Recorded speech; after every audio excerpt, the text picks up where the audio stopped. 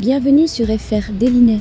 Notre actualité d'aujourd'hui parlera de « Ici, tout commence », spoilé, Tessier a menacé de tuer Maxime s'il révélait le secret à Salomé. Dans la matinée, Théo et Charlène ont demandé à leur mère de savoir si elle envisageait d'avoir un troisième enfant. Fâcheusement, Constance a répondu qu'elle pourrait le vouloir, mais elle n'y a jamais pensé. Théo, qui avait vu clairement dans l'état étrange de sa mère, lui remit alors le bracelet qu'elle avait déposé dans la serre. Il a ensuite rejoint Maxime et a parlé de sa discussion avec sa mère. Même s'il pensait qu'elle n'abandonnerait jamais son enfant, le jeune homme a commencé à s'interroger. Souhaitant savoir si Salomé était la fille de Constance ou non, Maxime a demandé l'aide de son fils Tessier pour le savoir. Peu de temps après, deux jeunes hommes sont venus chez Théo pour se référer à l'album de famille. En cherchant, Maxime tombe sur une photo d'une Constance enceinte entourée de ses deux enfants. Lorsque l'infirmière est revenue à la maison, son fils lui a montré un cliché tout en demandant une explication. Constance prétend alors être enceinte de Charlène sur la photo et le bébé dans ses bras est celui d'une amie. Malgré tout, Théo ne la croyait pas.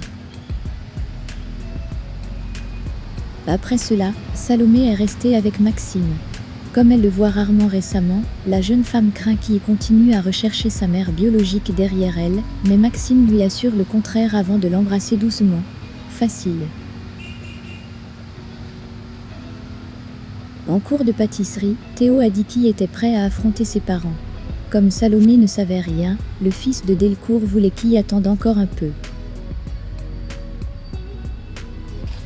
Perdu, Maxime choisit donc de mettre Rose dans la confidence.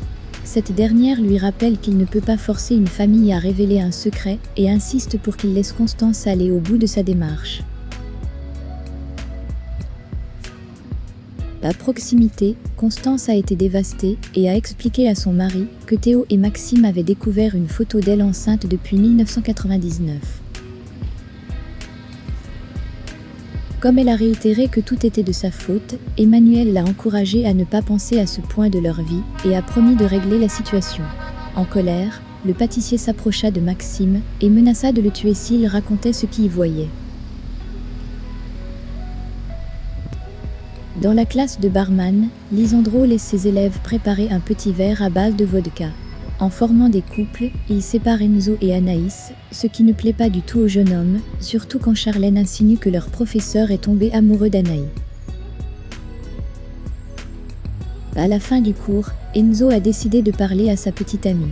Alors que cette dernière a confirmé qu'elle ne demandait pas à changer de père, Enzo l'a accusée d'avoir le béguin pour Lisandro. Fatiguée, elle s'est rendue compte que passer du temps avec une personne professionnelle et passionnée la faisait se sentir bien puis est partie.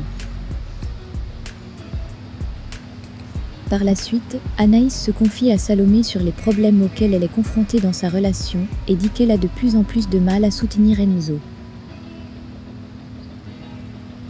Après leur échange, la jeune femme s'est réfugiée au double, a pour étudier sa recette imaginative de cocktail. Impressionné par son travail, Lisandro l'a chaleureusement félicité. Quand il lui tendit le verre pour qu'elle goûte, leurs mains semblaient les mettre mal à l'aise. Merci d'avoir regardé et à la prochaine vidéo. N'oubliez pas de vous abonner à notre chaîne. Faites-nous part de vos commentaires dans la section commentaires ci-dessous. Merci.